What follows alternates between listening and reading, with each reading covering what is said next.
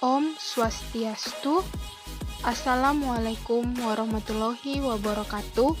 Salam sejahtera bagi kita semua. Om Namo Buddhaya.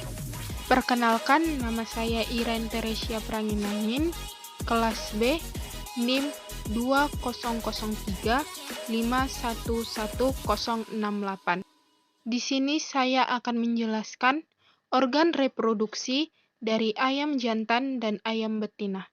Organ reproduksi dari ayam jantan yang pertama adalah testis. Testis merupakan organ reproduksi jantan yang terdiri atas tubus seminiferus yang fungsinya untuk menghasilkan sperma dan merupakan jaringan internetial berupa sel adik yang fungsinya untuk menghasilkan hormon androgen, steroid, dan juga testosteron. Spesies ayam ini bentuknya seperti biji buncis dan berwarna putih krim. Di bawah testis ini terdapat sepasang epidemis yang fungsinya adalah sebagai jalannya cairan sperma ke arah kaudal menuju dengan vas deferens. Selanjutnya adalah ductus deferens. Ductus deferens ini sebagai tempat penyimpanan, pematangan, dan juga pengangkutan sperma sebelum diejakulasi. Ductus deferens bermuara di kloaka, tepatnya di proctodeum. Ductus deferens dibagi menjadi dua bagian, yaitu bagian atas dan bagian bawah.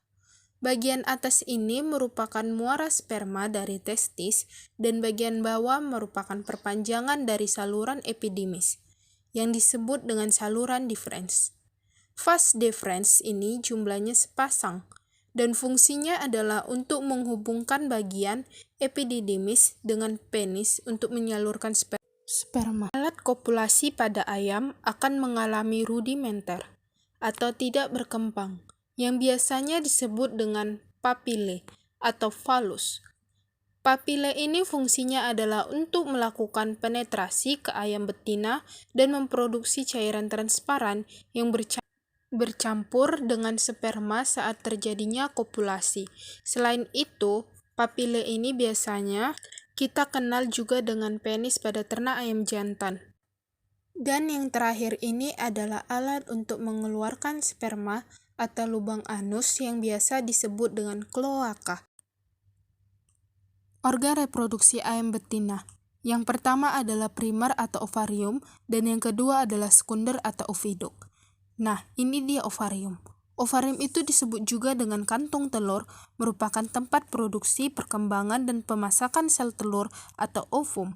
Bentuknya seperti buah anggur dan terletak pada rongga perut, berdekatan dengan ginjal sebelah kiri dan digantung oleh ligamentum mesofaring. Di dalam ovarium ini juga terdapat folikel yang terbentuk menjadi awal mula dari kuning telur.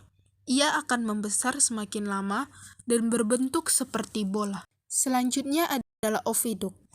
Oviduk itu merupakan serangkaian panjang dalam reproduksi yang fungsinya itu adalah untuk menghubungkan ovarium dengan vagina. Oviduk ini nantinya akan terdiri menjadi 6 bagian, yaitu pertama, infundibulum. Ini dia infundibulum. Fungsinya adalah sebagai fertilisasi atau tempat pembuahan.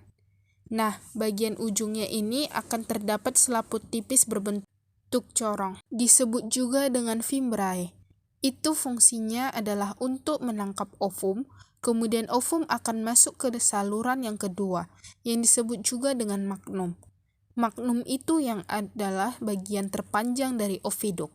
Fungsinya adalah untuk mensekresikan dibumin atau putih telur serta terjadi pembentukan kazai.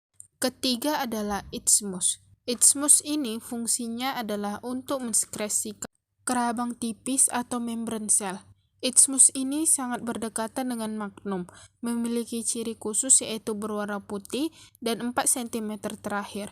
Dia berwarna merah karena mengandung banyak pembuluh darah. Yang keempat, uterus. Uterus itu di bagian oviduk yang berfungsi untuk membentuk kerabang atau cangkang telur. Dan yang paling akhir adalah vagina, yang merupakan bagian oviduk yang paling belakang, dan diakhiri dengan adanya kloaka. Vagina ini fungsinya adalah tempat untuk menyimpan spermatozoa. Kloaka adalah saluran terakhir yang berfungsi untuk mengeluarkan urin, feses, dan untuk mengeluarkan telur. Dan penjelasan saya mengenai sistem alat